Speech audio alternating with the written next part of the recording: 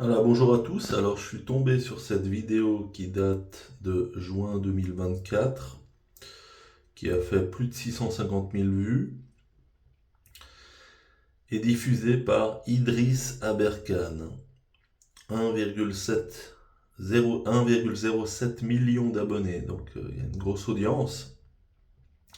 Alors Idriss Aberkan, qui met bien en avant qu'il est docteur, PhD, mais est-ce que ça en fait pour autant quelqu'un de sérieux? C'est ce qu'on va voir. Donc il parle de l'affaire Epstein, mais il évoque une autre affaire en Suisse. Écoutez bien. Vous avez un cas similaire sur lequel j'ai enquêté, c'est les pédophiles de la RTS. Donc cas similaire sur lequel j'ai enquêté. Poursuivons. Donc je rappelle un peu rapidement le dossier. C'est pas pendant 40 ans comme Epstein.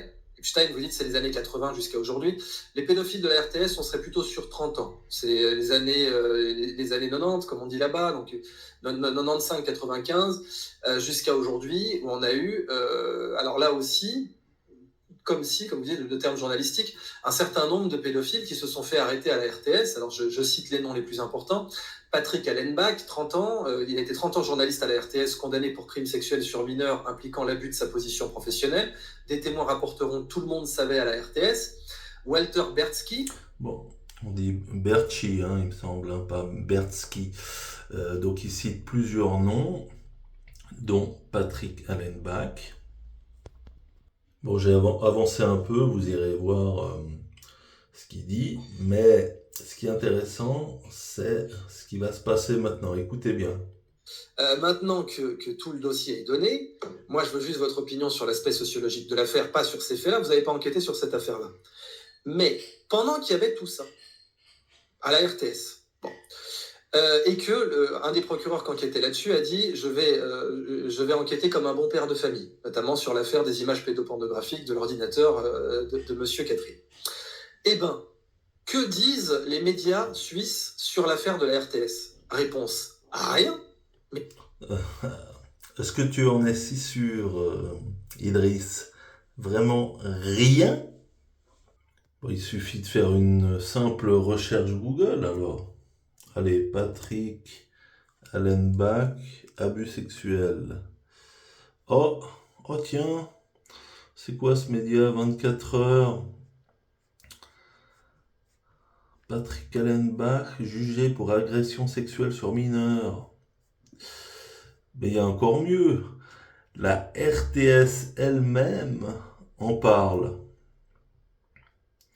Un ex-animateur de la TSR condamné pour agression sexuelle sur mineur. Parce que la RTS s'appelait la TSR avant.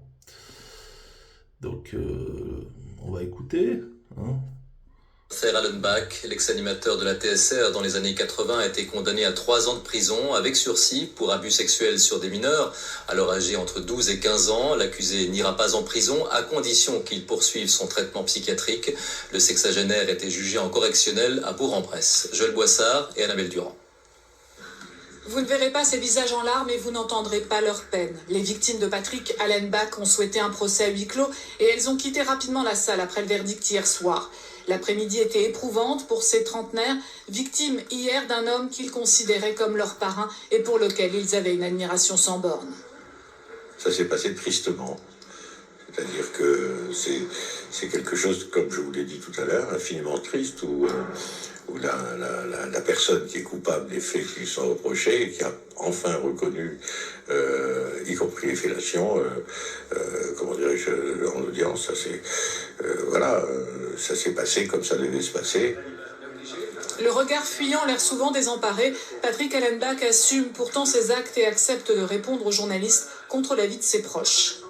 Moi, je suis absolument consterné de leur avoir fait du mal à l'époque et que s'ils sont sortis mal ce soir, j'en suis encore plus désolé parce que franchement, moi je peux rien faire. Moi, je veux dire, j'ai reconnu tout ce que je pouvais reconnaître et s'ils estiment que ça suffit pas, je sais pas quoi dire. 3 ans de prison avec sursis et près de 23 000 € de dommages et intérêts. Les réquisitions du procureur ont été suivies. Aucune des parties ne souhaite faire appel. Pour l'avocat d'un des plaignants, cette sanction est logique, mais pas exemplaire. Ce genre de personnes, pas spécial, hein, ce monsieur-là, s'excuse toujours. C'est le seul moyen qu'ils ont de faire baisser les éventuelles sanctions. J'étais condamné et je pense que je devais l'être, donc de toute façon. L'accusé est suivi par un psychiatre depuis 2010. Depuis sa mise en examen, il n'a pas été privé de ses droits civiques et peut continuer d'exercer son mandat de maire adjoint en France voisine.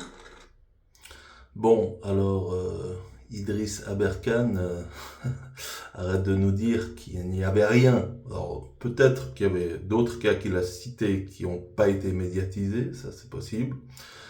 Il y avait sûrement des gros problèmes à la RTS, donc je me prononce pas sur le fond de l'affaire, hein, sur la pédophilie à la RTS.